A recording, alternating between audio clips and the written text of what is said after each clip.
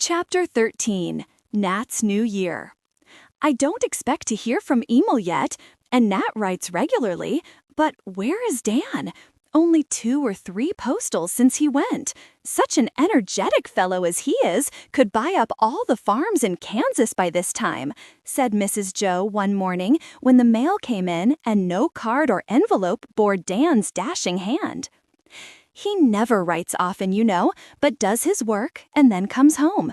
Months and years seem to mean little to him, and he is probably prospecting in the wilderness, forgetful of time, answered Mr. Bhaer, deep in one of Nat's long letters from Leipzig. But he promised he would let me know how he got on, and Dan keeps his word if he can. I'm afraid something has happened to him. And Mrs. Jo comforted herself by patting Don's head as he came at the sound of his master's name to look at her with eyes almost human in their wistful intelligence. Don't worry, Mum dear. Nothing ever happens to the old fellow. He'll turn up all right and come stalking in some day with a gold mine in one pocket and a prairie in the other, as jolly as a grig, said Ted, who was in no haste to deliver Octu to her rightful owner. Perhaps he has gone to Montala and given up the farm plan. He seemed to like Indians best, I thought, and Rob went to help his mother with her pile of letters and his cheerful suggestions. I hope so. It would suit him best, but I am sure he would have told us his change of plan and sent for some money to work with. No, I feel in my prophetic bones that something is wrong, said Mrs. Jo, looking as solemn as fate in a breakfast cap. Then we shall hear. Ill news always travels fast. Don't borrow trouble, Jo, but hear how well Nat is getting on. I'd no idea the boy would care for anything but music. My good friend Baumgarten has launched him well, and it will do him good if he lose not his head. A good lad, but new to the world, and Leipzig is full of snares for the unwary. God be with him. The professor read Nat's enthusiastic account of certain literary and musical parties he had been to, the splendors of the opera, the kindness of his new friends, the delight of studying under such a master as Bergman, his hopes of rapid gain, and his great gratitude to those who had opened this enchanted world to him. That, now, is satisfactory and comfortable. I felt that Nat had unsuspected power in him before he went away. He was so manly and full of excellent plans, said Mrs. Jo in a satisfied tone. We shall see. He will doubtless get his lesson and be the better for it. That comes to us all in our young days. I hope it will not be too hard for our good youngling, answered the professor with a wise smile, remembering his own student life in Germany. He was right, and Nat was already getting his lesson in life with a rapidity which would have astonished his friends at home. The manliness over which Mrs. Jo rejoiced was developing in unexpected ways, and quiet Nat had plunged into the more harmless dissipations of the gay city with all the ardor of an inexperienced youth taking his first sip of pleasure. The entire freedom and sense of independence was delicious, for many benefits began to burden him, and he longed to stand on his own legs and make his own way. No one knew his past here, and with a well-stocked wardrobe, a handsome sum at his banker's, and the best teacher in Leipzig, he made his debut as a musical young gentleman, presented by the much-respected Professor Bhaer and the wealthy Mr. Lawrence, who had many friends glad to throw open their houses to his protégé. Thanks to these introductions, his fluent German, modest manners, and undeniable talent, the stranger was cordially welcomed and launched at once into a circle which many an ambitious young man strove in vain to enter. All this rather turned Nat's head, and as he sat in the brilliant opera house, chatted among the ladies at some select coffee party, or whisked an eminent professor's amiable daughter down the room, trying to imagine she was Daisy, he often asked himself if this gay fellow could be the poor, homeless little street musician who once stood waiting in the rain at the gates of Plumfield. His heart was true, his impulses good, and his ambitions high. But the weak side of his nature came uppermost here. Vanity led him astray, pleasure intoxicated him, and for a time he forgot everything but the delights of this new and charming life. Without meaning to deceive, he allowed people to imagine him a youth of good family and prospects.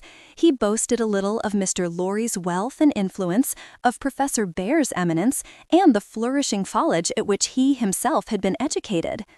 Mrs. Jo was introduced to the sentimental Frauleins who read her books, and the charms and virtues of his own dear Mädchen confided to sympathetic mammas. All these boyish boastings and innocent vanities were duly circulated among the gossips, and his importance much increased thereby, to his surprise and gratification, as well as some shame. But they bore fruit that was bitter in the end, for, finding that he was considered one of the upper class, it very soon became impossible for him to live in the humble quarters he had chosen, or to lead the studious, quiet life planned for him. He met other students, young officers, and gay fellows of all sorts, and was flattered at being welcomed among them, though it was a costly pleasure, and often left a thorn of regret to vex his honest conscience. He was tempted to take better rooms in a more fashionable street, leaving good Frau Tetzel to lament his loss, and his artist neighbor, Fraulein Vogelstein, to shake her gray ringlets and predict his return, a sadder and a wiser man. The sum placed at his disposal for expenses and such simple pleasures as his busy life could command seemed a fortune to Nat, though it was smaller than generous Mr. Lorry first proposed. Professor Bhaer wisely counseled prudence, as Nat was unused to the care of money, and the good man knew the temptations that a well-filled purse makes possible at this pleasure-loving age. So Nat enjoyed his handsome little apartment immensely, and insensibly let many unaccustomed luxuries creep in. He loved his music and never missed a lesson, but the hours he should have spent in patient practice were too often wasted at theater, ball, beer garden, or club, doing no harm beyond that waste of precious time and money not his own, for he had no vices, and took his recreation like a gentleman, so far. But slowly a change for the worse was beginning to show itself, and he felt it.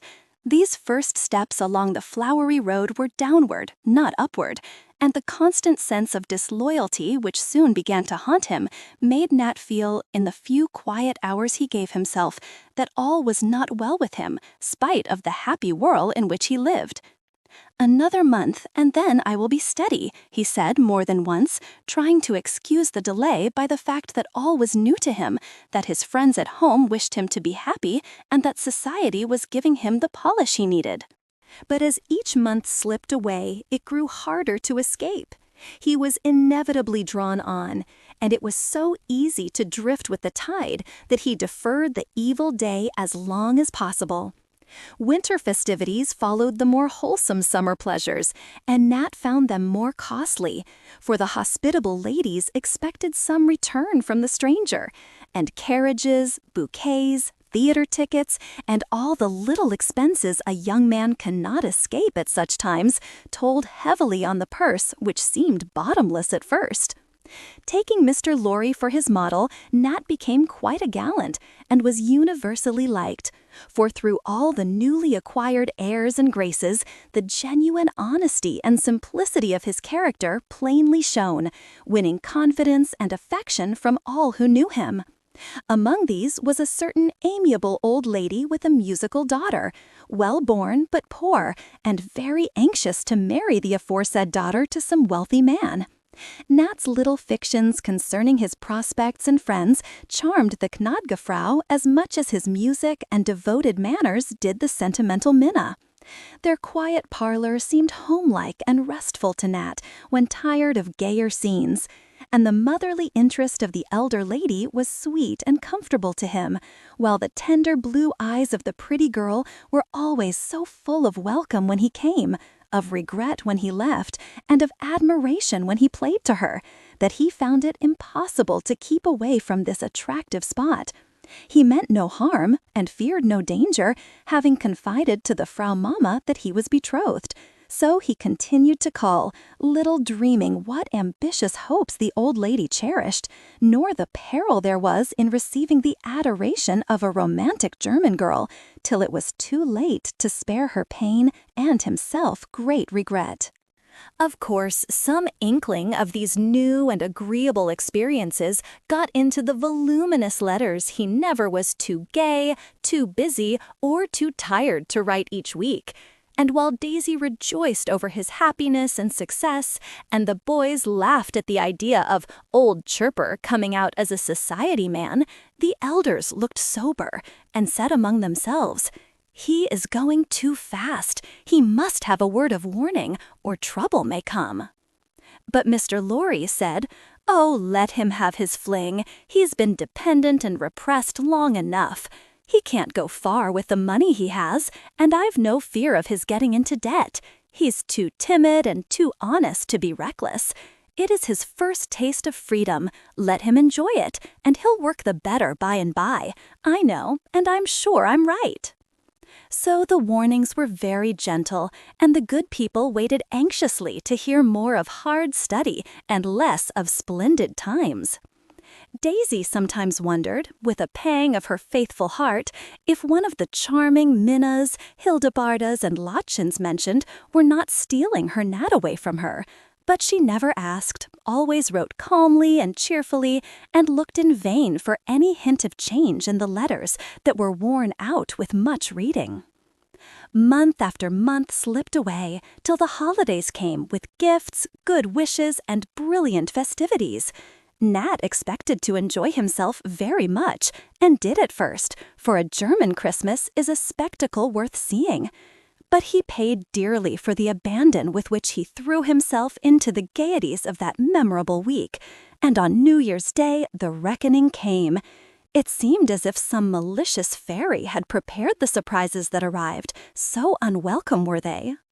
So magical the change they wrought, turning his happy world into a scene of desolation and despair as suddenly as a transformation at the pantomime.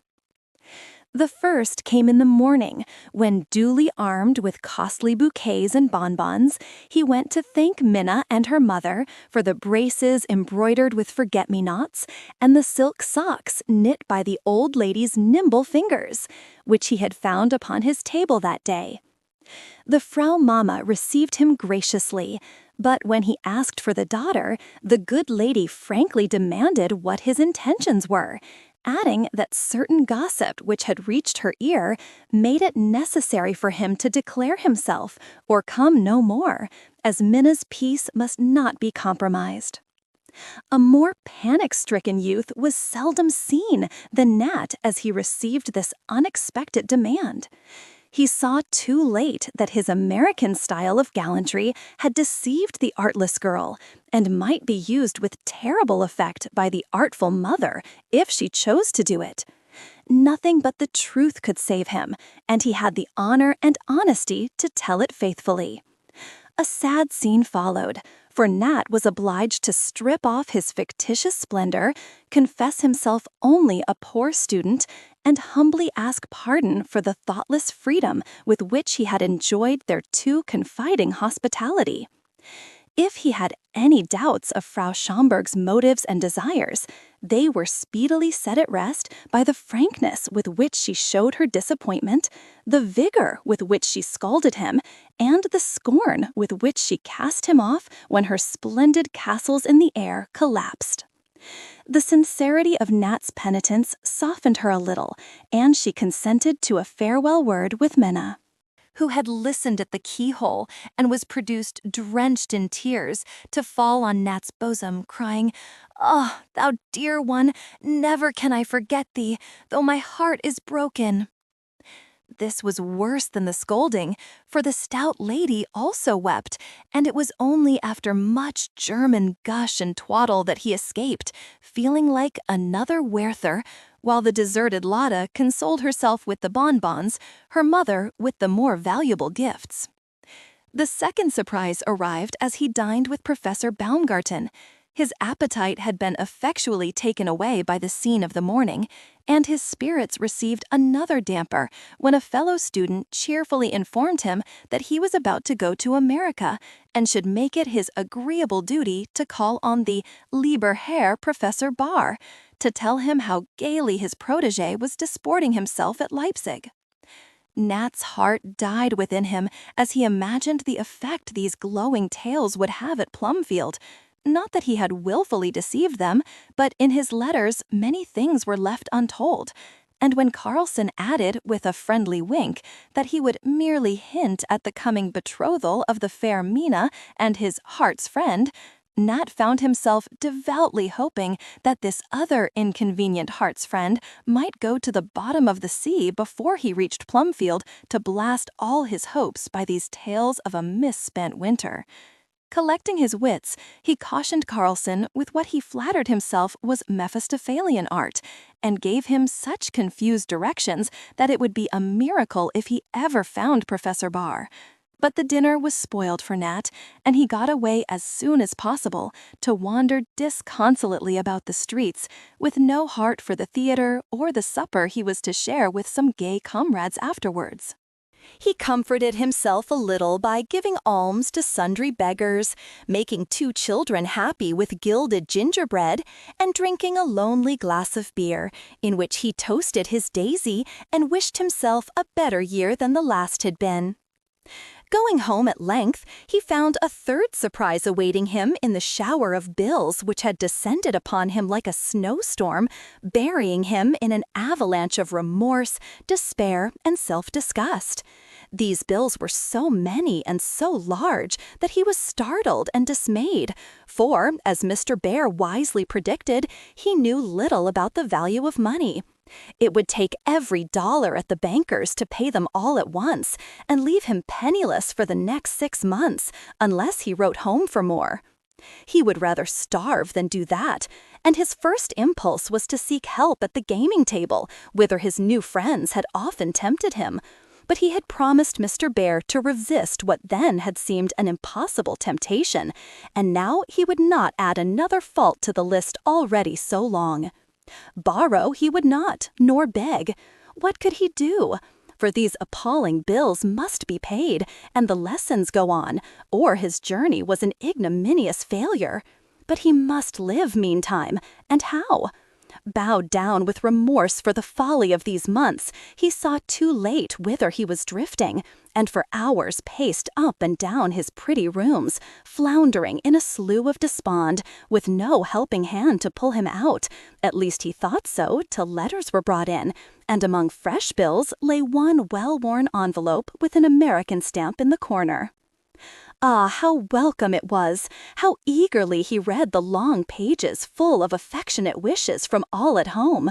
For everyone had sent a line, and as each familiar name appeared, his eyes grew dimmer and dimmer, till, as he read the last, "God bless my boy, Mother Bhaer," he broke down, and laying his head on his arms, blistered the paper with a rain of tears that eased his heart and washed away the boyish sins that now lay so heavy on his conscience.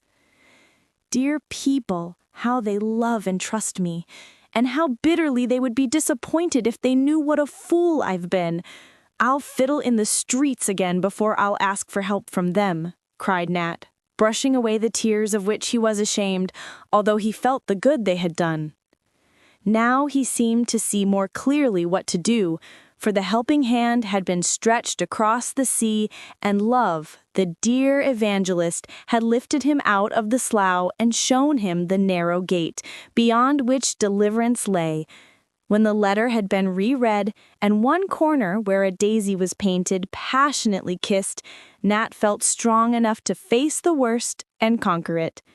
Every bill should be paid, every saleable thing of his own sold, these costly rooms given up, and once back with thrifty Frau Tetzel, he would find work of some sort by which to support himself, as many another student did. He must give up the new friends, turn his back on the gay life, cease to be a butterfly, and take his place among the grubs. It was the only honest thing to do, but very hard for the poor fellow to crush his little vanities, renounce the delights so dear to the young, own his folly, and step down from his pedestal to be pitied, laughed at, and forgotten. It took all Nat's pride and courage to do this, for his was a sensitive nature, Esteem was very precious to him, failure very bitter, and nothing but the inborn contempt for meanness and deceit kept him from asking help or trying to hide his need by some dishonest device. As he sat alone that night, Mr. Bear's words came back to him with curious clearness, and he saw himself a boy again at Plumfield, punishing his teacher as a lesson to himself, when timidity had made him lie. He shall not suffer for me again, and I won't be a sneak if I am a fool. I'll go and tell Professor Baumgarten all about it and ask his advice. I'd rather face a loaded cannon, but it must be done. Then I'll sell out, pay my debts, and go back where I belong. Better be an honest pauper than a jackdaw among peacocks. And Nat smiled in the midst of his trouble as he looked about him at the little elegancies of his room, remembering what he came from. He kept his word manfully and was much comforted to find that his experience was an old story to the professor, who approved his plan, thinking wisely that the discipline would be good for him, and was very kind in offering help and promising to keep the secret of his folly from his friend Bear till Nat had redeemed himself. The first week of the new year was spent by our prodigal in carrying out his plan with penitent dispatch, and his birthday found him alone in the little room high up at Frau Tetzel's, with nothing of his former splendor, but sundry unsaleable keepsakes from the buxom maidens who mourned his absence deeply. His male friends had ridiculed, pitied, and soon left him alone, with one or two exceptions, who offered their purses generously and promised to stand by him. He was lonely and heavy-hearted, and sat brooding over his small fire as he remembered the last New Year's Day at Plumfield, when at this hour he was dancing with his Daisy. A tap at the door roused him, and with a careless "Heroine," he waited to see who had climbed so far for his sake.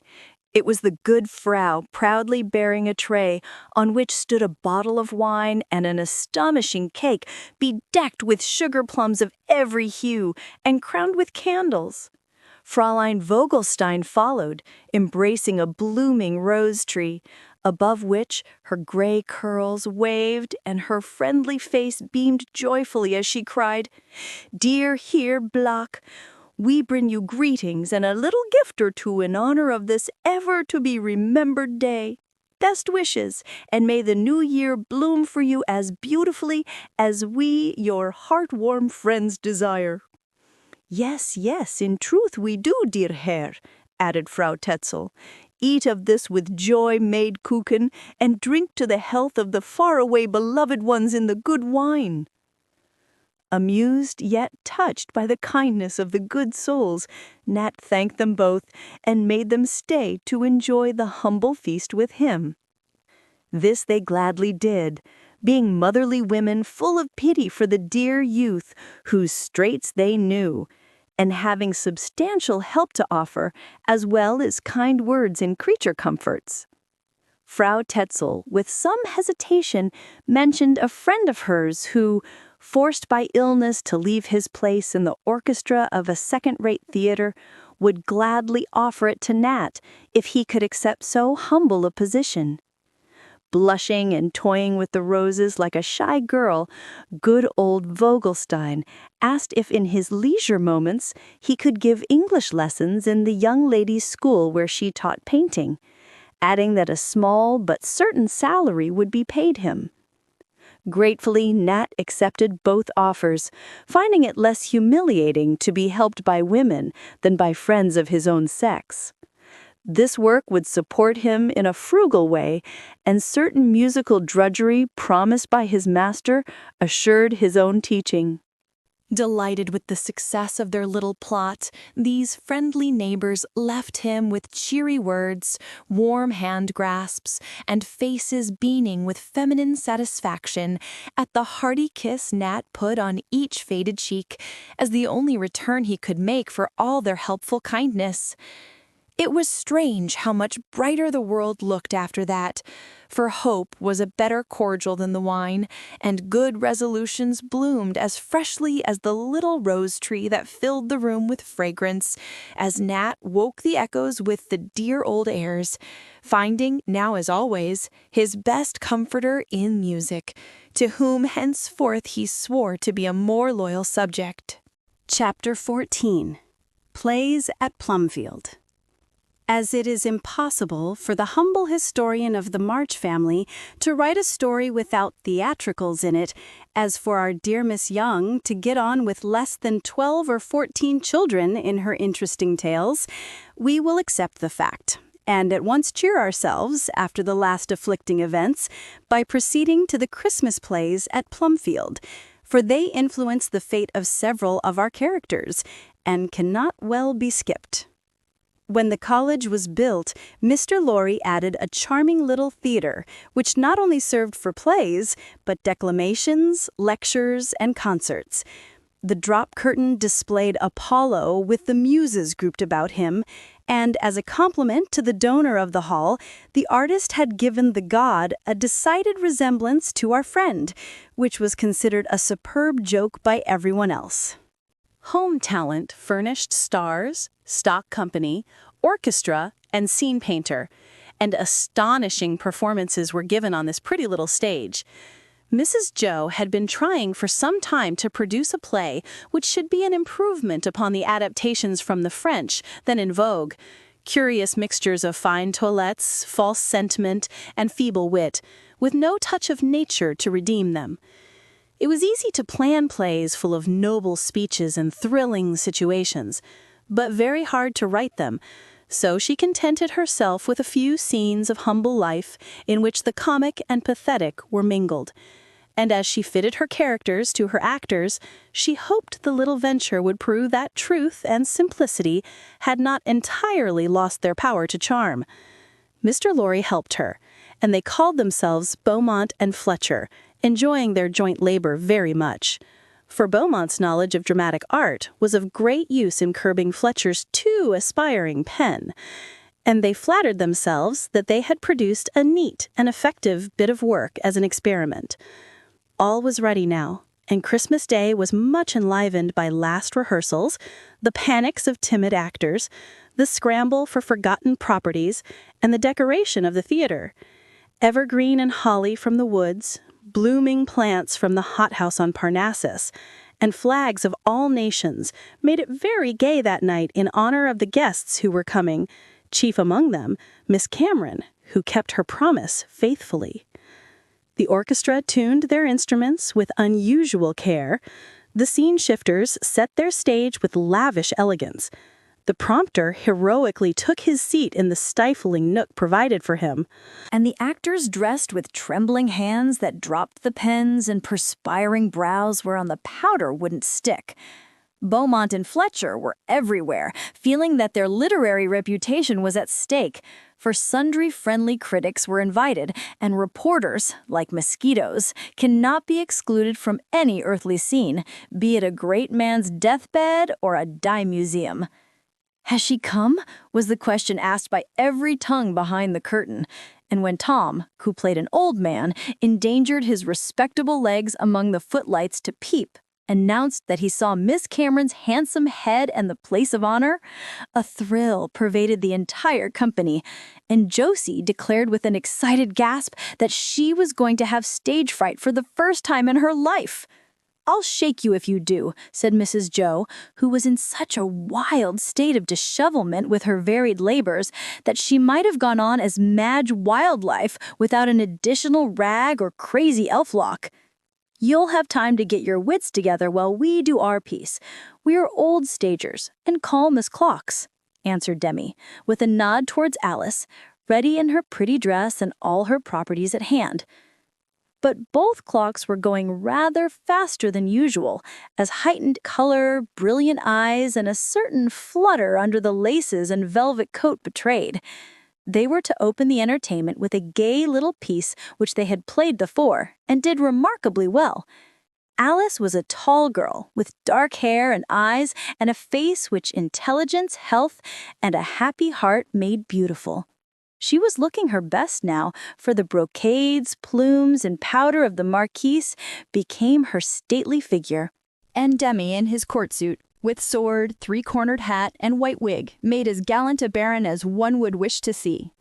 Josie was the maid, and looked her part to the life, being as pretty, pert, and inquisitive as any French soubrette. These three were all the characters, and the success of the piece depended on the spirit and skill with which the quickly changing moods of the quarrelsome lovers were given, their witty speeches made to tell, and byplay suited to the courtly period in which the scene was laid. Few would have recognized sober John and studious Alice in the dashing gentleman and coquettish lady who kept the audience laughing at their caprices, while they enjoyed the brilliant costumes and admired the ease and grace of the young actors. Josie was a prominent figure in the plot as she listened at keyholes, peeped into notes, and popped in and out at all the most inopportune moments, with her nose in the air, her hands in her apron pockets, and curiosity pervading her little figure from the topmost bow of her jaunty cap to the red heels of her slippers. All went smoothly, and the capricious Marquise, after tormenting the devoted baron to her heart's content, owned herself conquered in the war of wits, and was just offering the hand he had fairly won, when a crash startled them, and a heavily decorated side scene swayed forward, ready to fall upon Alice. Demi saw it, and sprung before her to catch and hold it up, standing like a modern Samson with the wall of a house on his back. The danger was over in a moment, and he was about to utter his last speech, when the excited young scene-shifter, who had flown up a ladder to repair the damage, leaned over to whisper, "All right," and released Demi from his spread-eagle attitude. As he did so, a hammer slipped out of his pocket to fall upon the upturned face below, inflicting a smart blow and literally knocking the baron's part out of his head. A quick curtain robbed the audience of a pretty little scene not down on the bill, for the Marquise flew to staunch the blood with a cry of alarm. "Oh, John, you are hurt! Lean on me!" Which John gladly did for a moment, being a trifle dazed, yet quite able to enjoy the tender touch of the hands busied about him and the anxiety of the face so near his own, for both told him something which he would have considered cheaply won by a rain of hammers and the fall of the whole college on his head. Nan was on the spot in a moment with the case that never left her pocket, and the wound was neatly plastered up by the time Mrs. Jo arrived, demanding tragically, "Is he too much hurt to go on again? If he is, my play is lost." "I'm all the fitter for it, Auntie, for here's a real instead of a painted wound. I'll be ready, don't worry about me." And catching up his wig, Demi was off, with only a very eloquent look of thanks to the Marquise, who had spoiled her gloves for his sake, but did not seem to mind it at all, though they reached above her elbows and were most expensive.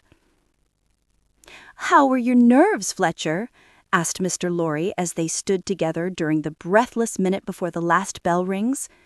"About as calm as yours, Beaumont," answered Mrs. Jo, gesticulating wildly to Mrs. Meg to set her cap straight. "Bear up, partner. I'll stand by you whatever comes." "I feel that it ought to go, for though it's a mere trifle, a good deal of honest work and truth have gone into it.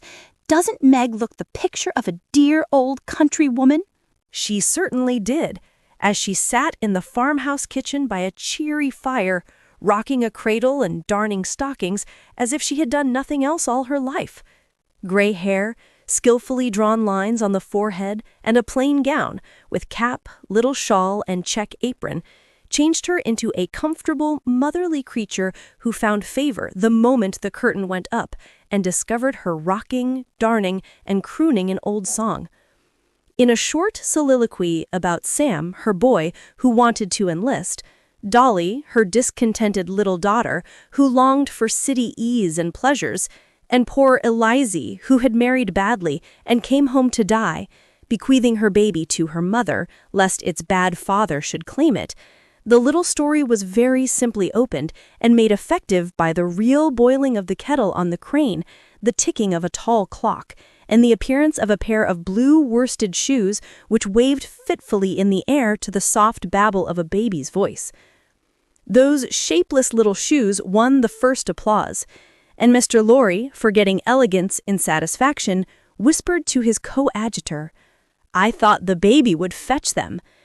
If the dear thing won't squall in the wrong place, we are saved, but it is risky.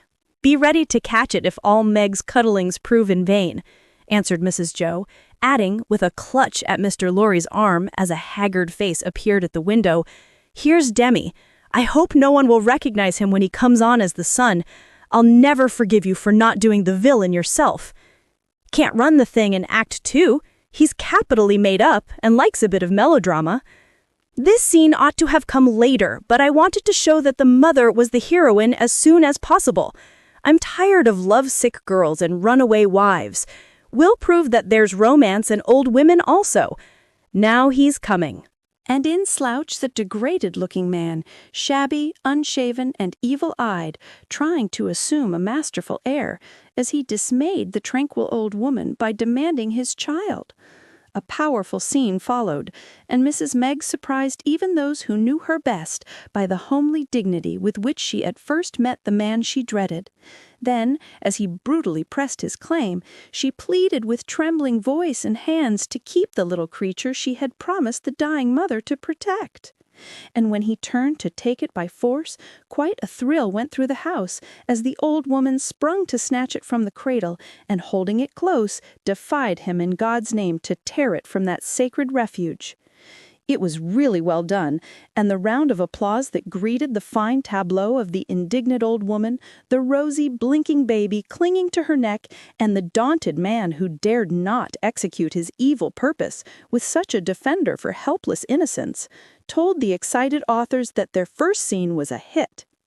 The second was quieter, and introduced Josie as a bonny country lass, setting the supper table in a bad humor. The pettish way in which she slapped down the plates, hustled the cups, and cut the big brown loaf as she related her girlish trials and ambitions was capital. Mrs. Jo kept her eye on Miss Cameron and saw her nod approval several times at some natural tone or gesture, some good bit of byplay or a quick change of expression in the young face, which was as variable as an April day. Her struggle with the toasting fork made much merriment. So did her contempt for the brown sugar and the relish with which she sweetened her irksome duties by eating it. And when she sat, like Cinderella, on the hearth, tearfully watching the flames dance on the homely room, a girlish voice was heard to exclaim impulsively, "Poor little thing, she ought to have some fun." The old woman enters, and mother and daughter have a pretty scene in which the latter coaxes and threatens, kisses and cries, till she wins the reluctant consent of the former to visit a rich relation in the city. And from being a little thundercloud, Dolly becomes bewitchingly gay and good as soon as her willful wish is granted. The poor old soul has hardly recovered from this trial when the son enters, in army blue, tells he has enlisted and must go. That is a hard blow, but the patriotic mother bears it well, and not till the thoughtless young folks have hastened away to tell their good news elsewhere does she break down. Then the country kitchen becomes pathetic as the old mother sits alone, mourning over her children, till the gray head is hidden in the hands as she kneels down by the cradle to weep and pray, with only baby to comfort her fond and faithful heart. Sniffs were audible all through the latter part of the scene, and when the curtain fell, people were so busy wiping their eyes that for a moment they forgot to applaud. That silent moment was more flattering than noise, and as Mrs. Jo wiped the real tears off her sister's face, she said as solemnly as an unconscious dab of rouge on her nose permitted, "Meg, you have saved my play. Oh, why aren't you a real actress and I a real playwright? Don't gush now, dear, but help me dress Josie. She's in such a quiver of excitement I can't manage her, and this is her best scene, you know."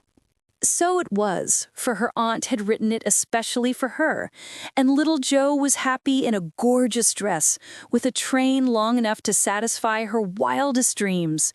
The rich relations' parlor was in festival array, and the country cousin sails in, looking back at her sweeping flounces with such artless rapture that no one had the heart to laugh at the pretty jay and borrowed plumes. She has confidences with herself in the mirror, from which it is made evident that she had discovered all is not gold that glitters, and has found greater temptations than those a girlish love of pleasure, luxury, and flattery bring her. She is sought by a rich lover, but her honest heart resists the allurements he offers, and in its innocent perplexity wishes mother was there to comfort and counsel. A gay little dance, in which Dora, Nan, Bess, and several of the boys took part, made a good background for the humble figure of the old woman in her widow's bonnet, rusty shawl, big umbrella, and basket. Her naive astonishment as she surveys the spectacle, feels the curtains and smooths her old gloves during the moment she remains unseen, was very good. But Josie's unaffected start when she sees her, and the cry, "Why, there's Mother!" was such a hearty little bit of nature, it hardly needed the impatient tripping over her train as she ran into the arms that seemed now to be her nearest refuge.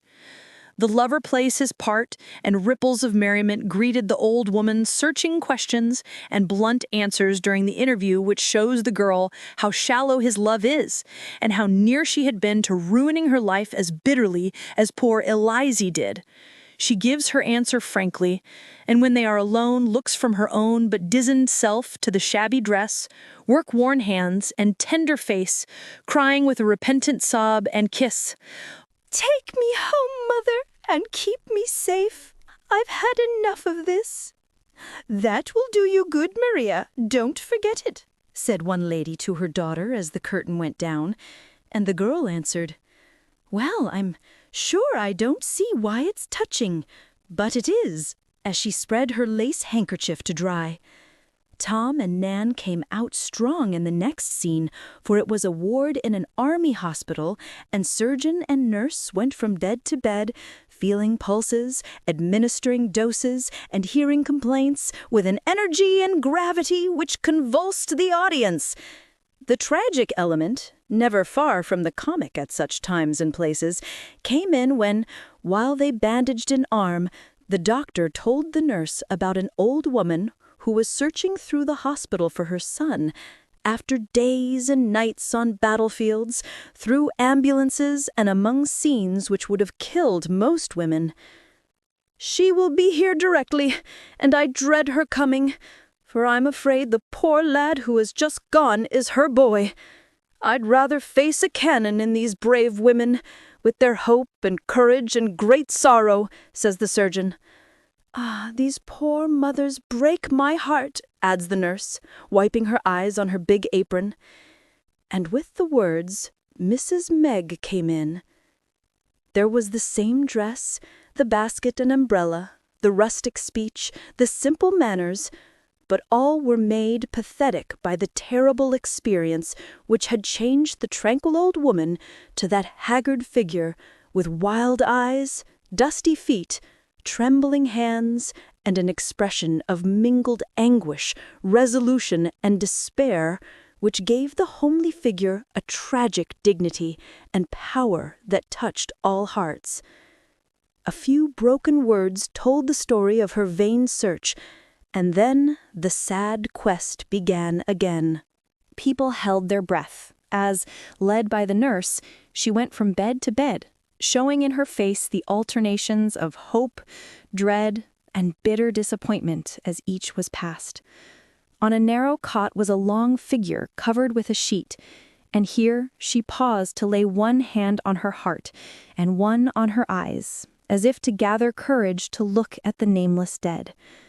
Then she drew down the sheet, gave a long, shivering sigh of relief, saying softly, "Not my son, thank God, but some mother's boy." And stooping down, she kissed the cold forehead tenderly.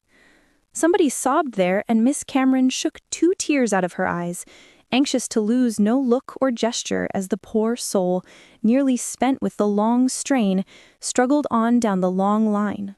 But her search was happily ended, for, as if her voice had roused him from his feverish sleep, A gaunt, wild-eyed man sat up in his bed and, stretching his arms to her, cried in a voice that echoed through the room, "Mother, Mother, I knew you'd come to me." She did go to him with a cry of love and joy that thrilled every listener as she gathered him in her arms with the tears and prayers and blessing, such as only a fond and faithful old mother could give. The last scene was a cheerful contrast to this, for the country kitchen was bright with Christmas cheer.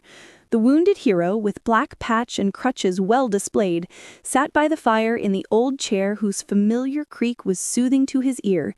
Pretty Dolly was stirring about, gaily trimming dresser, settle, high chimney piece, and old-fashioned cradle with mistletoe and holly, while the mother rested beside her son with that blessed baby on her knee. Refreshed by a nap and nourishment, this young actor now covered himself with glory by his ecstatic prancings, incoherent remarks to the audience, and vain attempts to get to the footlights as he blinked approvingly at these brilliant toys. It was good to see Mrs. Meg pat him on the back, cuddle the fat legs out of sight, and appease his vain longings with a lump of sugar, till Baby embraced her with a grateful ardor that brought him a round of applause, all for his little self. A sound of singing outside disturbs the happy family, and after a carol in the snowy moonlight, a flock of neighbors troop in with Christmas gifts and greetings. Much byplay made this a lively picture, for Sam's sweetheart hovered round him with a tenderness the Marquise did not show the Baron, and Dolly had a pretty bit under the mistletoe with her rustic adorer, who looked so like Ham Peggotty in his cowhide boots, rough jacket, and dark beard and wig that no one would have recognized Ted but for the long legs, which no extent of leather could disguise. It ended with a homely feast, brought by the guests, and as they sat round the table covered with doughnuts and cheese, pumpkin pie, and other delicacies, Sam rises on his crutches to propose the first toast, and holding up his mug of cider says, with a salute and a choke in his voice, "Mother, God bless her." All drink it standing. Dolly with her arm around the old woman's neck as she hides her happy tears on her daughter's breast, while the irrepressible Baby beat rapturously on the table with a spoon and crowed audibly as the curtain went down. They had it up again in a jiffy to get a last look at the group about that central figure, which was showered with bouquets to the great delight of the infant Roscus, till a fat rosebud hit him on the nose and produced the much-dreaded squall, which, fortunately, only added to the fun at that moment. "Well, that will do for a beginning," said Beaumont, with a sigh of relief as the curtain descended for the last time, and the actors scattered to dress for the closing piece. "As an experiment, it is a success. Now we can venture to begin our great American drama," answered Mrs. Jo, full of satisfaction and grand ideas for the famous play, which, we may add, she did not write that year, owing to various dramatic events in her own family. The Owl's Dark Marbles closed the entertainment, and, being something new, proved amusing to this very indulgent audience. The gods and goddesses on Parnassus were displayed in full conclave, and thanks to Mrs. Amy's skill in draping and posing, the white wigs and cotton flannel robes were classically correct and graceful, though sundry modern additions somewhat marred the effect, while adding point to the showman's learned remarks. Mr. Lorry was Professor Owlsdark, in cap and gown, and after a high-flown introduction, he proceeded to exhibit and explain his marbles. The first figure was a stately Minerva, but a second glance produced a laugh, for the words "Women's Rights" adorned her shield. A scroll bearing the motto, "Vote Early and Often," hung from the beak of the owl perched on her lance, and a tiny pestle and mortar ornamented her helmet. Attention was drawn to the firm mouth, the piercing eye, the awe-inspiring brow of the strong-minded woman of antiquity, and some scathing remarks made upon the degeneracy of her modern sisters who failed to do their duty. Mercury came next and was very fine in his airy attitude, though the winged legs quivered as if it was difficult to keep the lively god in his place.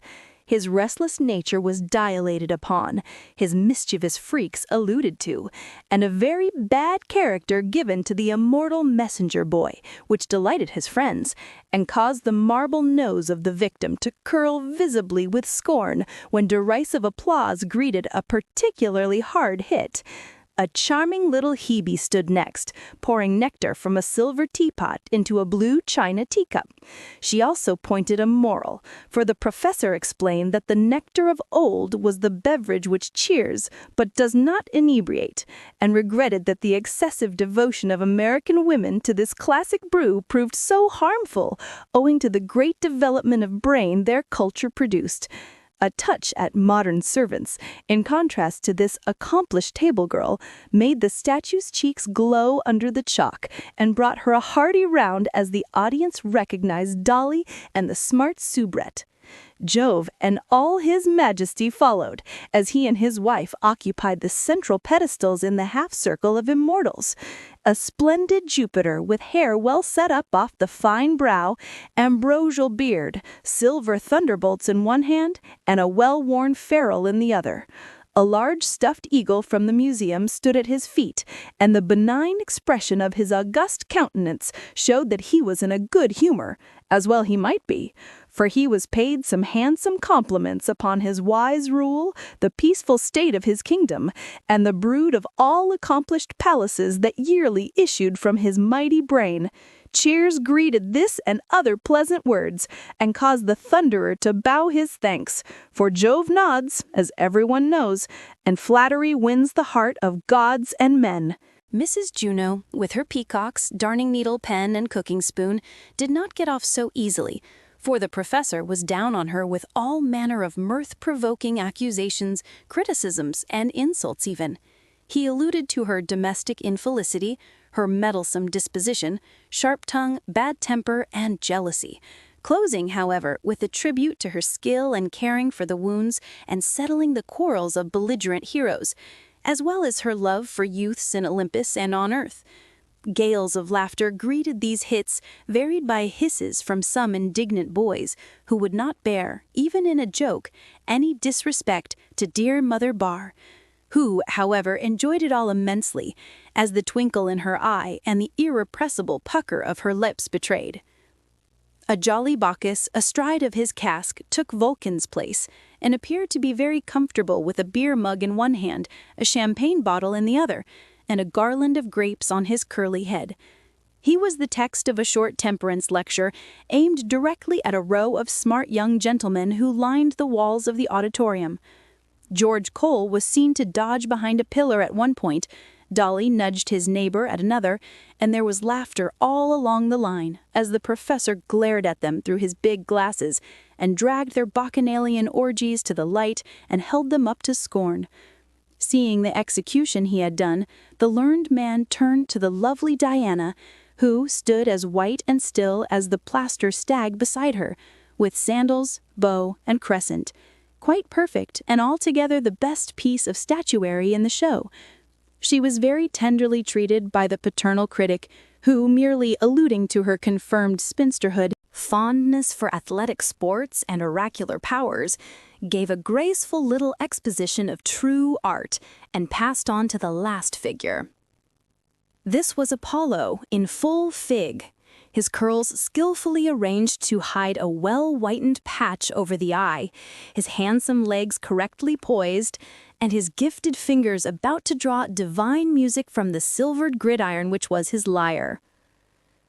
His divine attributes were described, as well as his little follies and failings, among which was his weakness for photography and flute playing, his attempts to run a newspaper, and his fondness for the society of the Muses, which latter slap produced giggles and blushes among the girl graduates, and much mirth among the stricken youths, for misery loves company, and after this they began to rally. Then, with a ridiculous conclusion, the professor bowed his thanks, and after several recalls the curtain fell, but not quickly enough to conceal Mercury, wildly waving his liberated legs, Hebe dropping her teapot, Bacchus taking a lovely roll on his barrel, and Mrs. Juno rapping the impertinent Owlsdark on the head with Jove's ruler.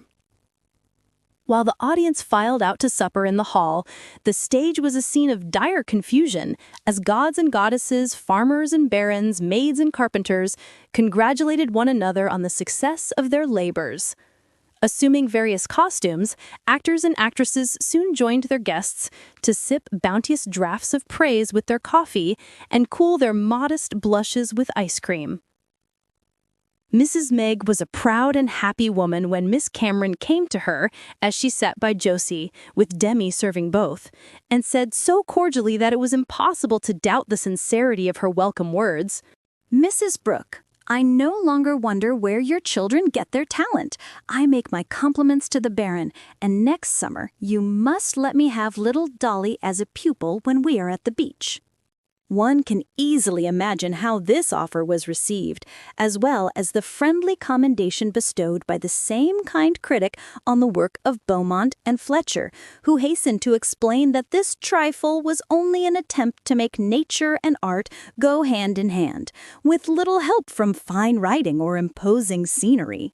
Everybody was in the happiest mood, especially little Dolly, who danced like a will-o'-the-wisp with light-footed Mercury and Apollo, as he promenaded with the Marquise on his arm, who seemed to have left her coquetry in the green room with her rouge. When all was over, Mrs. Juno said to Jove, to whose arm she clung as they trudged home along the snowy paths, "Fritz, dear, Christmas is a good time for new resolutions, and I've made one never to be impatient or fretful with my beloved husband again. I know I am, though you won't own it, but Laurie's fun had some truth in it, and I felt hit in a tender spot. Henceforth, I am a model wife, else I don't deserve the dearest, best man ever born." And, being in a dramatic mood, Mrs. Juno tenderly embraced her excellent Jove in the moonlight, to the great amusement of sundry lingerers behind them. So all three plays might be considered successes, and that merry Christmas night a memorable one in the March family, for Demi got an unspoken question answered, Josie's fondest wish was granted, and thanks to Professor Owlsdark's jest, Mrs. Jo made Professor Bear's busy life quite a bed of roses by the keeping of her resolution. A few days later, she had her reward for this burst of virtue in Dan's letter, which set her fears at rest and made her very happy, though she was unable to tell him so because he sent her no address. Chapter 15. Waiting. "My wife, I have bad news for thee," said Professor Bhaer, coming in one day early in January.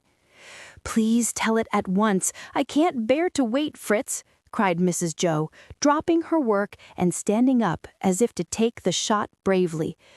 "But we must wait and hope, heart's dearest. Come and let us bear it together. Emil's ship is lost, and as yet no news of him."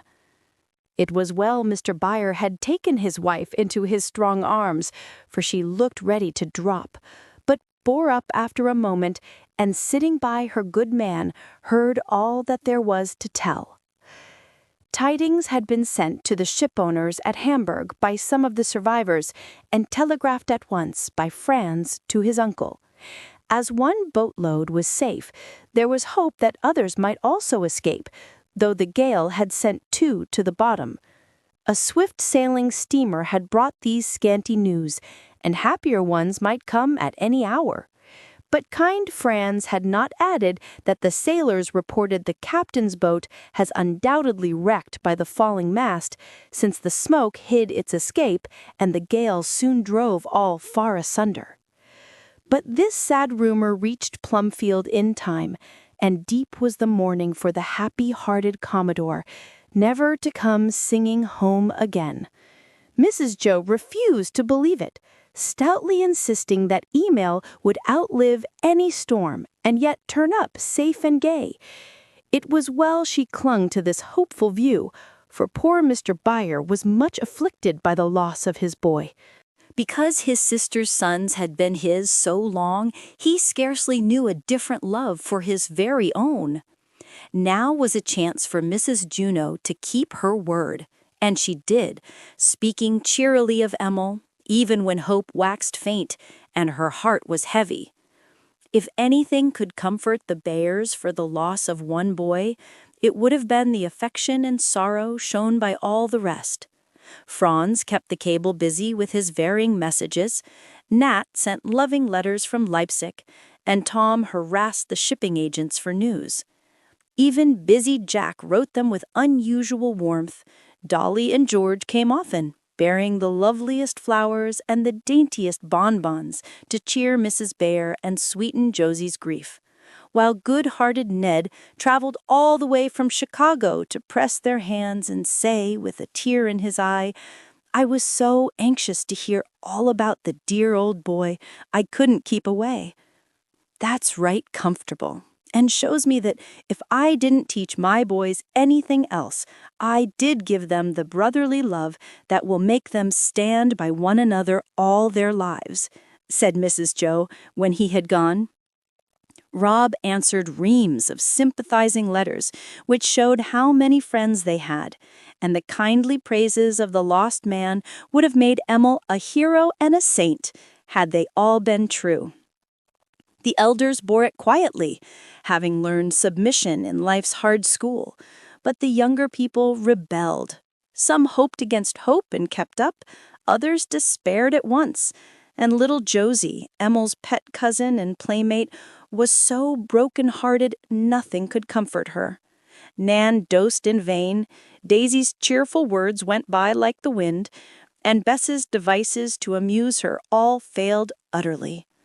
To cry in Mother's arms and talk about the wreck which haunted her even in her sleep was all she cared to do.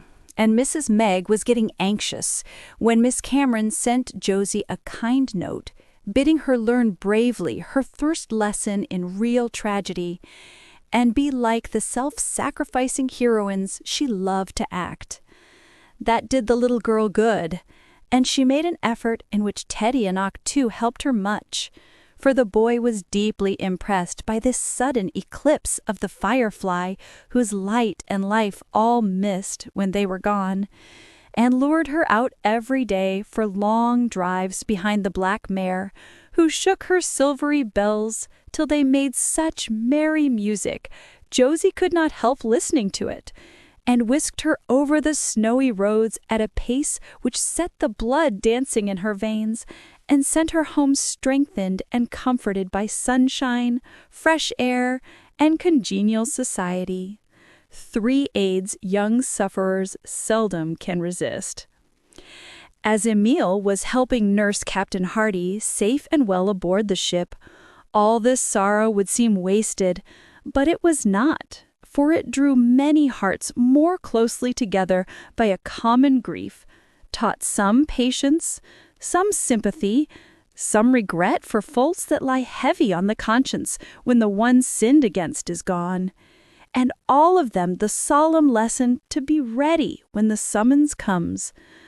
A hush lay over Plumfield for weeks, and the studious faces on the hill reflected the sadness of those in the valley. Sacred music sounded from Parnassus to comfort all who heard. The brown cottage was besieged with gifts for the little mourner, and Emil's flag hung at half-mast on the roof where he last sat with Mrs. Jo. So the weeks went heavily by, till suddenly, like a thunderbolt out of a clear sky, came the news, "All safe, letters on the way." Then up went the flag, out rang the college bells, bang went Teddy's long unused cannon, and a chorus of happy voices cried, "Thank God!" as people went about laughing, crying, and embracing one another in a rapture of delight. By and by the longed-for letters came, and all the story of the wreck was told, briefly by Emil, eloquently by Mrs. Hardy, gratefully by the captain, while Mary added a few tender words that went straight to their hearts and seemed the sweetest of all. Never were letters so read, passed around, admired, and cried over as these. for Mrs. Jo carried them in her pocket when Mr. Bear did not have them in his, and both took a look at them when they said their prayers at night. Now the professor was heard humming like a big bee again as he went to his classes, and the lines smoothed out of Mother Bear's forehead while she wrote this real story to anxious friends and let her romances wait. Now messages of congratulation flowed in, and beaming faces showed everywhere. Rob amazed his parents by producing a poem which was remarkably good for one of his years, and Demi set it to music that it might be sung when the sailor boy returned. Teddy stood on his head literally and tore about the neighborhood en octu like a second Paul Revere, only his tidings were good. But best of all, little Josie lifted up her head as the snowdrops did and began to bloom again, growing tall and quiet with the shadow of past sorrow to tone down her former vivacity and show that she had learned a lesson in trying to act well her part on the real stage, where all have to take their share in the great drama of life. Now another sort of waiting began, for the travelers were on their way to Hamburg, and would stay there a while before coming home, as Uncle Herman owned the Brenda, and the captain must report to him. Emil must remain to Franz's wedding, deferred till now because of the season of mourning, so happily ended. These plans were doubly welcome and pleasant after the troublous times which went before, and no spring ever seemed so beautiful as this one, for, as Teddy put it, now is the winter of our discontent made glorious by these sons of Bear. Franz and Emil being regarded in the light of elder brothers by the real sons of Bear. There was great scrubbing and dusting among the matrons as they set their houses in order not only for class day, but to receive the bride and groom who were to come to them for the honeymoon trip. Great plans were made, gifts prepared, and much joy felt at the prospect of seeing Franz again, though Emil, who was to accompany them, would be the greater hero. Little did the dear souls dream what a surprise was in store for them as they innocently laid their plans and wished all the boys could be there to welcome home their eldest and their Casablanca. While they wait and work so happily, let us see how our other absent boys are faring as they too wait and work and hope for better days. Nat was toiling steadily along the path he had wisely chosen, though it was by no means strewn with flowers. Quite thorny was it, in fact, and hard to travel, after the taste of ease and pleasure he had got when nibbling at forbidden fruit. But his crop of wild oats was a light one, and he resolutely reaped what he had sowed, finding some good wheat among the tares. He taught by day, he fiddled night after night in the dingy little theater, and he studied so diligently that his master was well pleased, and kept him in mind as one to whom preferment was due, if any chance occurred. Gay friends forgot him, but the old ones stood fast and cheered him up when heimweh and weariness made him sad. As spring came on, things mended. Expenses grew less, work pleasanter, and life more bearable than when wintry storms beat on his thinly clad back and frost pinched the toes that patiently trudged in old boots. No debts burdened him. The year of absence was nearly over, and if he chose to stay, Herr Bergman had hopes for him that would bring independence for a time at least. So he walked under the lindens with a lighter heart, and in the May evenings went about the city with a band of strolling students, making music before houses where he used to sit as guest. No one recognized him in the darkness, though old friends often listened to the band, and once Minna threw him money, which he humbly received as part of his penance, being morbid on the subject of his sins. His reward came sooner than he expected, and was greater than he deserved, he thought, though his heart leaped with joy when his master one day informed him that he was chosen, with several other of his most promising pupils, to join the musical society which was to take part in the great festival in London the next July. Here was not only honor for the violinist, but happiness for the man, as it brought him nearer home and would open a chance of further promotion and profit in his chosen profession. Make thyself useful to Bachmeister there in London with thy English, and if all goes well with him, he will be glad to take thee to America, whither he goes in the early autumn for winter concerts. Thou hast done well these last months, and I have hopes of thee. As the great Bergman seldom praised his pupils, these words filled Nat's soul with pride and joy, and he worked yet more diligently than before to fulfill his master's prophecy. He thought the trip to England happiness enough, but found room for more when, Early in June, Franz and Emil paid him a flying visit, bringing all sorts of good news, kind wishes, and comfortable gifts for the lonely fellow, who could have fallen on their necks and cried like a girl at seeing his old mates again. How glad he was to be found in his little room, busy at his proper work, not living like an idle gentleman on borrowed money. How proud he was to tell his plans, assure them that he had no debts, and receive their praises for his improvement in music, their respect for his economy and steadfastness in well-doing. How relieved when, having honestly confessed his shortcomings, they only laughed and owned that they also had known like experiences and were the wiser for them. He was to go to the wedding late in June and join his comrades in London.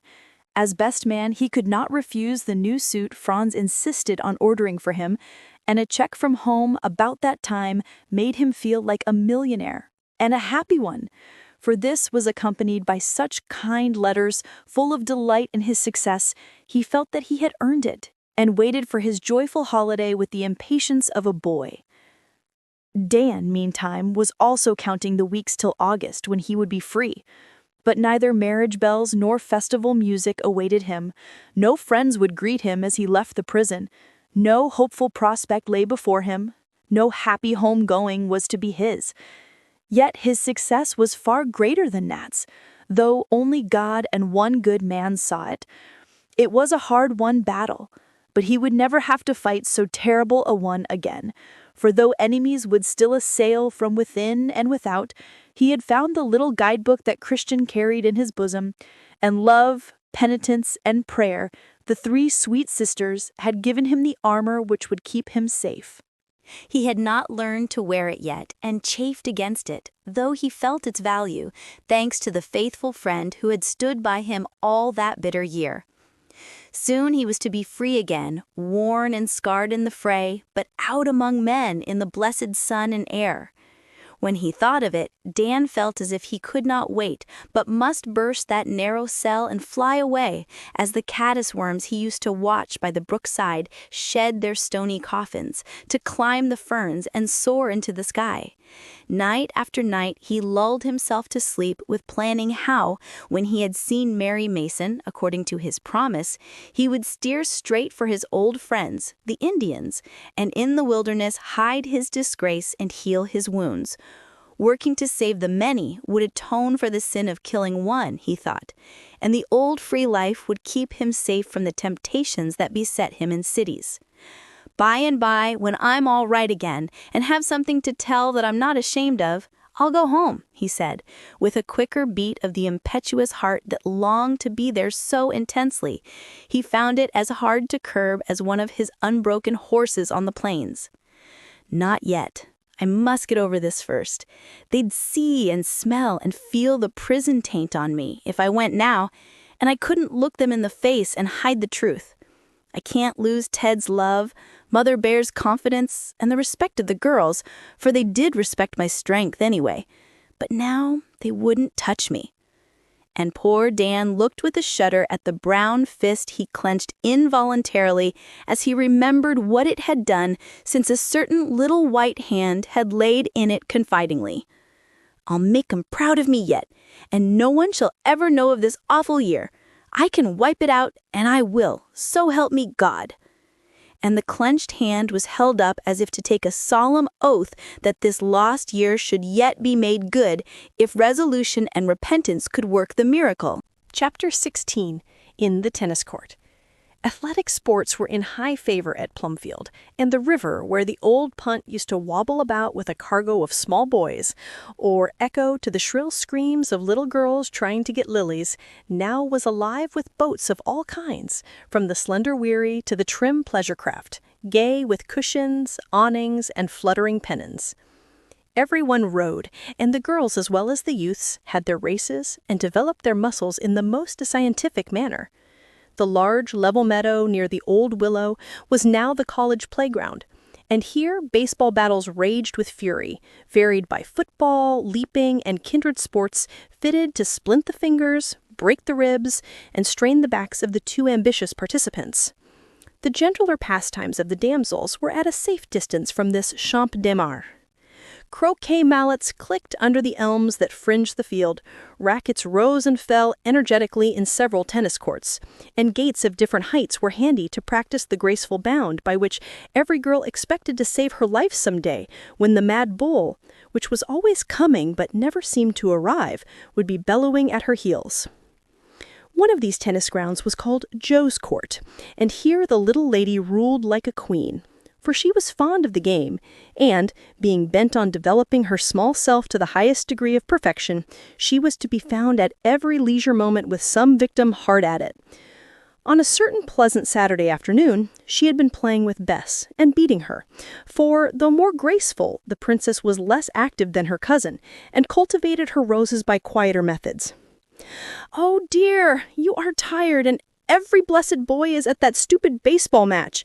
What shall I do?" sighed Josie, pushing back the great red hat she wore and gazing sadly round her for more worlds to conquer. "I'll play presently when I'm a little cooler, but it is dull work for me as I never win," answered Bess, fanning herself with a large leaf. Josie was about to sit down beside her on the rustic seat and wait, when her quick eyes saw afar off 2 manly forms arrayed in white flannel. Their blue legs seemed bearing them towards the battle going on in the distance, but they never reached the fray, for with a cry of joy, Jo raced away to meet them, bent on securing this heaven-sent reinforcement. Both paused as she came flying up, and both raised their hats. But oh, the difference there was in the salutes. The stout youth pulled his off lazily and put it on again at once, as if glad to get the duty over. The slender being, with the crimson tie, lifted his with a graceful bend and held it aloft while he accosted the rosy, breathless maid, thus permitting her to see his raven locks smoothly parted with one little curl upon the brow. Dolly prided himself upon that bow and practiced it before his glass, but did not bestow it upon all alike, regarding it as a work of art fit only for the fairest and most favored of his female admirers, for he was a pretty youth and fancied himself an Adonis. Eager Josie evidently did not appreciate the honor he did her, for with a nod she begged them both to come along and play tennis, not go and get all hot and dirty with the boys.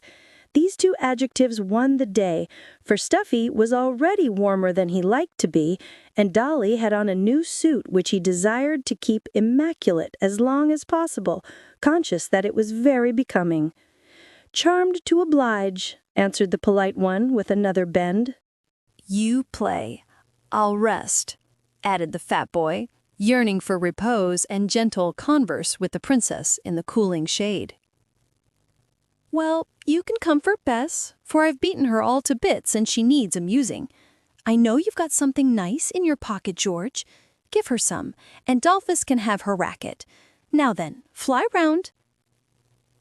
And driving her prey before her, Josie returned in triumph to the court.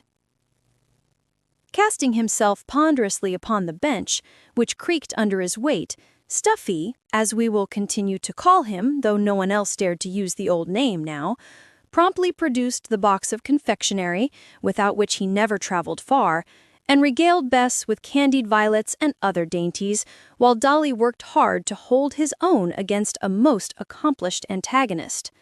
He would have beaten her if an unlucky stumble, which produced an unsightly stain upon the knee of those new shorts, had not distracted his mind and made him careless. Much elated at her victory, Josie permitted him to rest and offered ironical consolation for the mishap which evidently weighed upon his mind. "Don't be an old Betty, it can be cleaned. You must have been a cat in some former state. You are so troubled about dirt, or a tailor and lived for clothes." "Come on, don't hit a fellow when he is down," responded Dolly from the grass, where he and Stuffy now lay to make room for both girls on the seat. One handkerchief was spread under him, and his elbow leaned upon another, while his eyes were sadly fixed upon the green and brown spot which afflicted him. "I like to be neat. Don't think it's civil to cut about in old shoes and gray flannel shirts before ladies." "Our fellows are gentlemen and dress as such," he added, rather nettled at the word tailor, for he owed one of those too attractive persons an uncomfortably big bill. "So are ours, but good clothes alone don't make a gentleman here. We require a good deal more," flashed Josie, in arms at once to defend her college. "You will hear of some of the men in old boots and gray flannel when you and your fine gentlemen are twiddling your ties and scenting your hair in obscurity. I like old boots and wear them, and I hate dandies. Don't you, Bess?" "Not when they are kind to me and belong to our old set," answered Bess, with a nod of thanks to Dolly, who was carefully removing an inquisitive caterpillar from one of her little russet shoes. "I like a lady who is always polite and doesn't snap a man's head off if he has a mind of his own. Don't you, George?" asked Dolly, with his best smile for Bess and a Harvard stare of disapprobation for Josie. A tranquil snore was Stuffy's sole reply, and a general laugh restored peace for the moment. But Josie loved to harass the lords of creation who asserted themselves too much, and bided her time for another attack till she had secured more tennis. She got another game, for Dolly was a sworn knight of dames, so he obeyed her call, leaving Bess to sketch George as he lay on his back, his stout legs crossed and his round, red face partially eclipsed by his hat.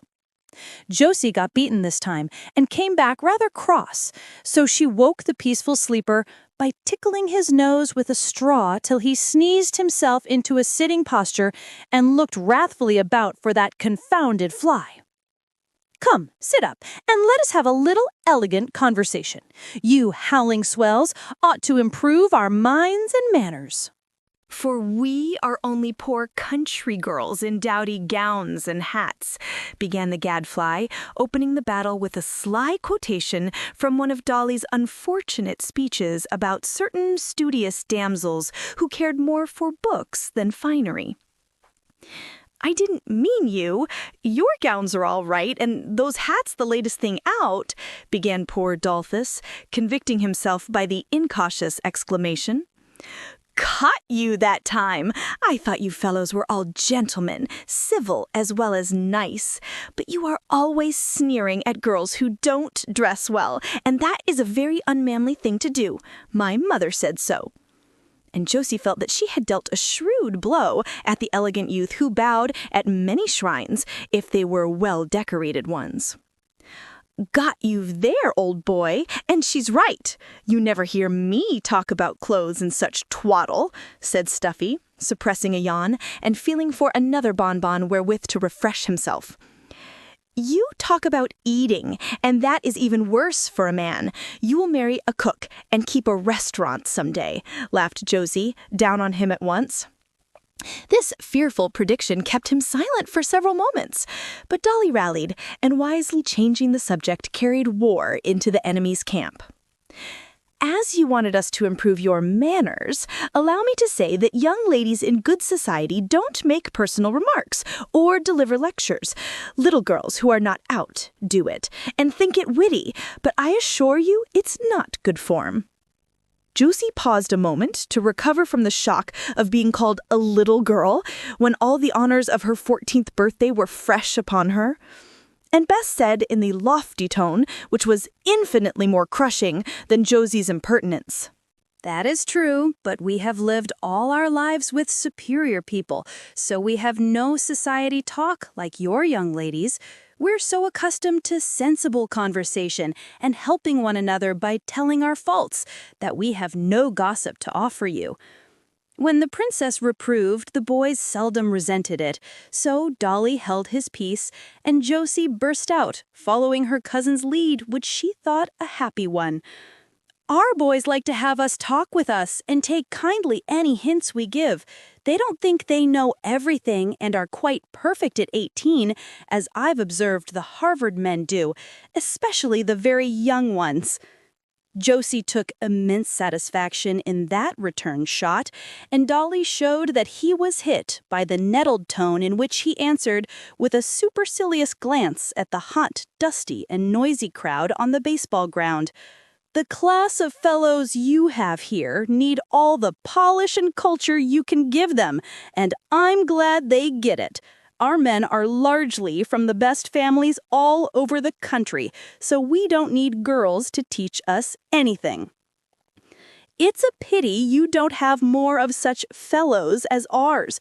They value and use well what college gives them, and aren't satisfied to slip through, getting all the fun they can and shirking the work. Oh, I've heard you men talk and heard your father say they wish they hadn't wasted time and money, just that you might say you'd been through college.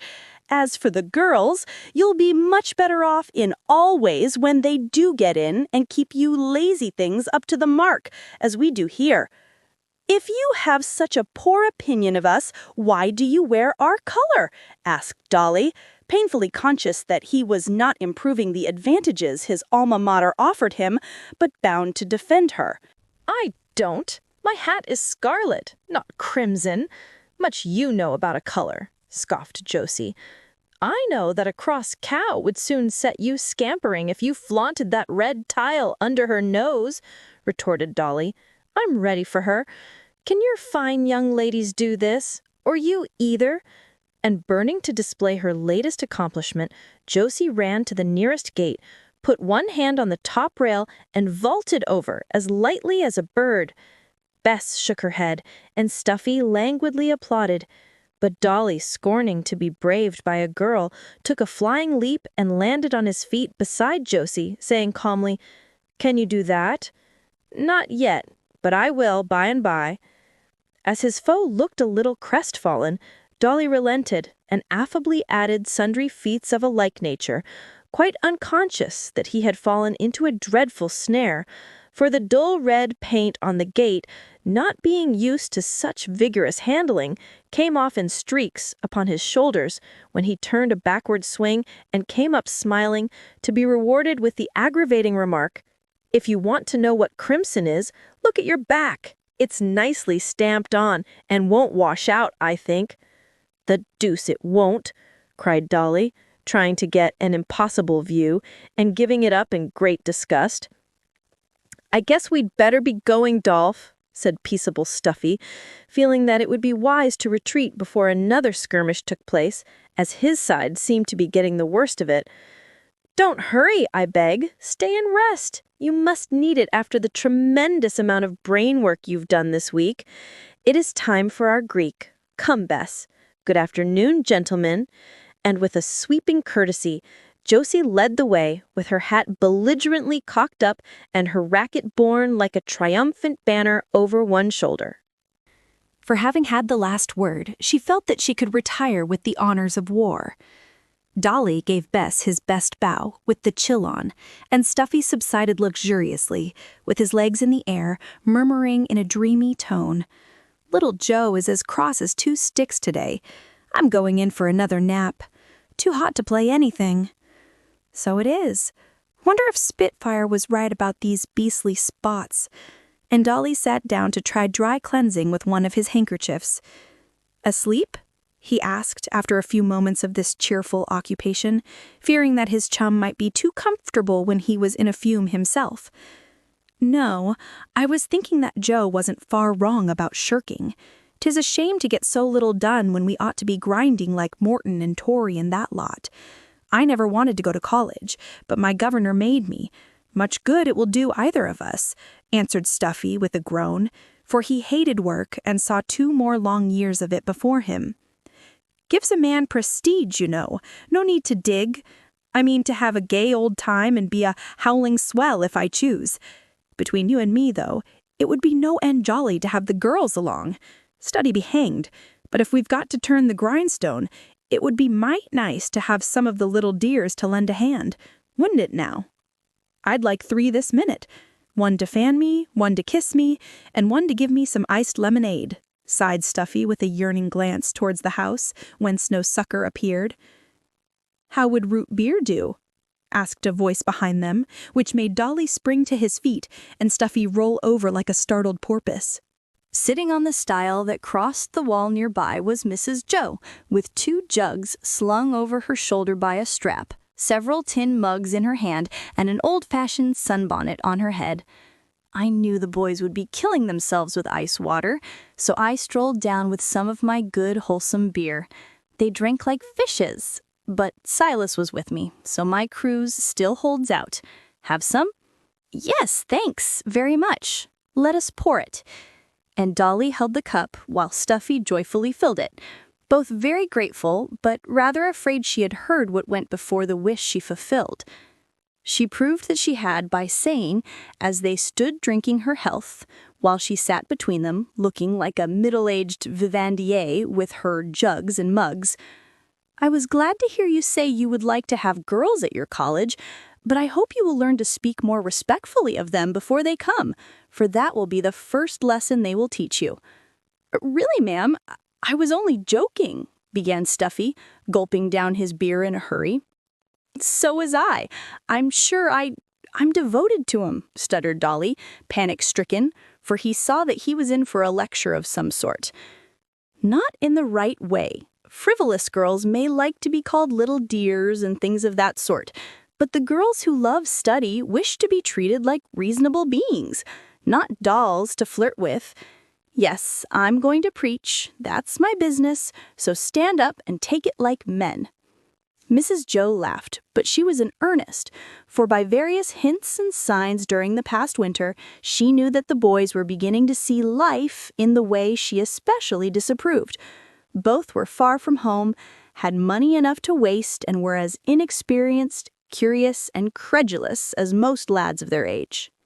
Not fond of books, therefore without the safeguard which keeps many studious fellows out of harm, one self-indulgent, indolent, and so used to luxury that pampering of the senses was an easy thing, the other vain, as all comely boys are, full of conceit, and so eager to find favor in the eyes of his comrades that he was ready for anything which would secure it.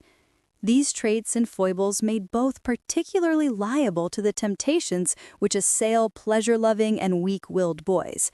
Mrs. Jo knew them well, and had dropped many a warning word since they went to college, but till lately they seemed not to understand some of her friendly hints. Now she was sure they would, and meant to speak out, for long experience with boys made her both bold and skillful in handling some of the dangers usually left to silence, till it is too late for anything but pity and reproach. "I'm going to talk to you like a mother, because yours are far away, and there are things that mothers can manage best if they do their duty," she solemnly began from the depths of the sunbonnet. "Great Scott, we're in for it now," thought Dolly in secret dismay, while Stuffy got the first blow by trying to sustain himself with another mug of beer. "That won't hurt you, but I must warn you about drinking other things, George. Overeating is an old story, and a few more fits of illness will teach you to be wise. But drinking is a more serious thing, and leads to worse harm than any that can afflict your body alone. I hear you talk about wines as if you knew them and cared more for them than a boy should, and several times I've heard jokes that meant mischief. For heaven's sake, don't begin to play with this dangerous taste for fun, as you say, or because it's the fashion and the other fellows do. Stop at once and learn that temperance in all things is the only safe rule." "Upon my honor, I only take wine and iron. I need a tonic, Mother says, to repair the waste of brain tissue while I'm studying," protested Stuffy, putting down the mug as if it burnt his fingers. "Good beef and oatmeal will repair your tissues much better than any tonic of that sort. Work and plain fare are what you want, and I wish I had you here for a few months out of harm's way. I'd banting you and fit you to run without puffing and get on without 4 or 5 meals a day. What an absurd hand that is for a man! You ought to be ashamed of it." And Mrs. Jo caught up the plump fist, with deep dimples at each knuckle, which was fumbling distressfully at the buckle of the belt girt about a waist far too large for a youth of his age. "I can't help it. We all grow fat. It's in the family," said Stuffy in self-defense. All the more reason you should live carefully. Do you want to die early or be an invalid all your life?" "No, ma'am." Stuffy looked so scared that Mrs. Jo could not be hard upon his budding sins, for they lay at his overindulgent mother's door line in a great measure, so she softened the tone of her voice and added with a little slap on the fat hand, as she used to do when it was small enough to pilfer lumps of sugar from her bowl, "Then be careful, for a man writes his character in his face, and you don't want gluttony and intemperance in yours, I know." "I'm sure I don't. Please make out a wholesome bill of fare, and I'll stick to it if I can. I'm getting stout, and I don't like it, and my liver is torpid, and I have palpitations and headache. Overwork, Mother says, but it may be overeating." And Stuffy gave a sigh of mingled regret for the good things he renounced, and relief as he finished loosening his belt as soon as his hand was free. "I will. Follow it, and in a year you will be a man and not a meal bag. Now, Dolly." And Mrs. Jo turned to the other culprit, who shook in his shoes and wished he hadn't come. "Are you studying French as industriously as you were last winter?" "No, ma'am. I don't care for it. That is, I'm busy with Greek just now," answered Dolly, beginning bravely, quite in the dark as to what that odd question meant, till a sudden memory made him stutter and look at his shoes with deep interest. "Oh, he doesn't study it, only reads French novels and goes to the theater when the opera bouffe is here," said Stuffy, innocently confirming Mrs. Jo's suspicions. "So I understood, and that is what I want to speak about. Ted had a sudden desire to learn French in that way from something you said, Dolly. So I went myself, and was quite satisfied that it was no place for a decent boy. Your men were out in full force, and I was glad to see that some of the younger ones looked as ashamed as I felt. The older fellows enjoyed it, and when we came out were waiting to take those painted girls to supper. Did you ever go with them?" "Once." "Did you like it?"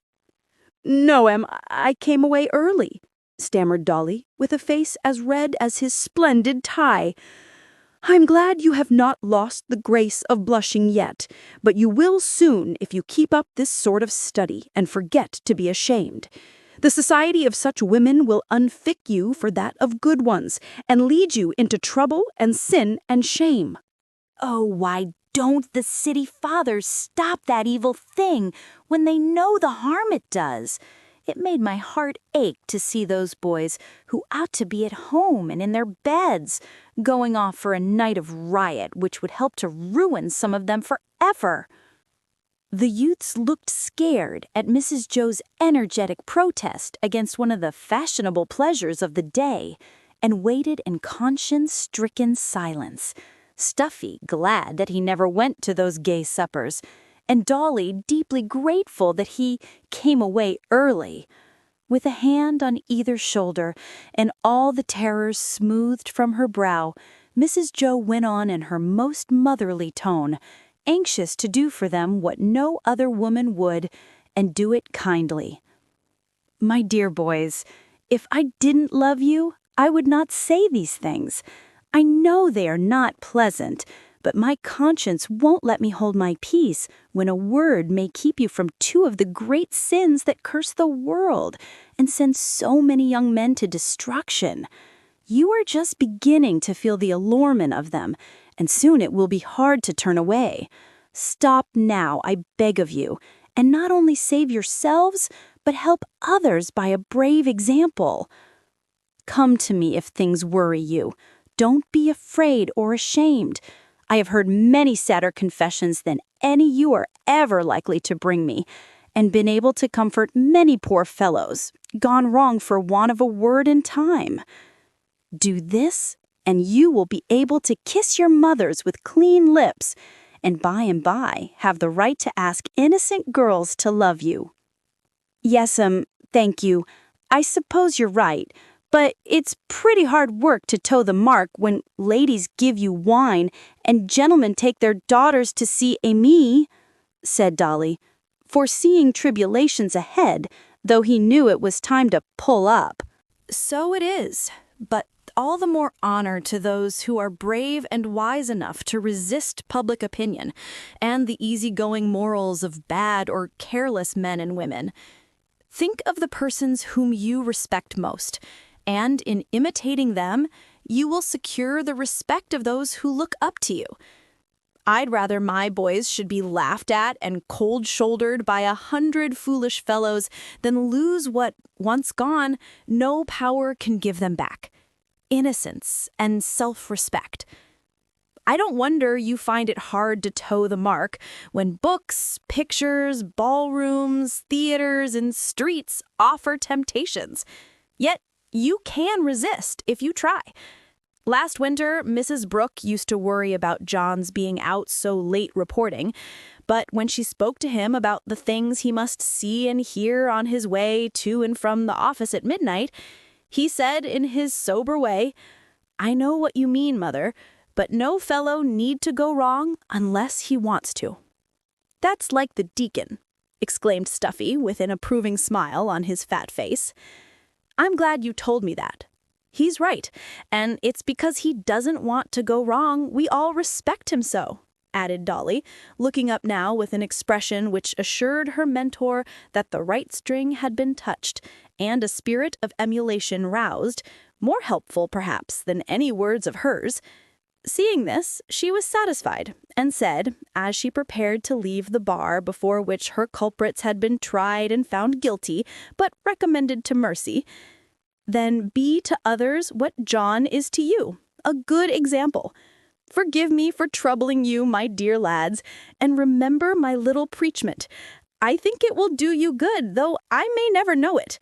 Chance words spoken in kindness often help amazingly, and that's what old people are here for, else their experience is of little use." Now, come and find the young folk.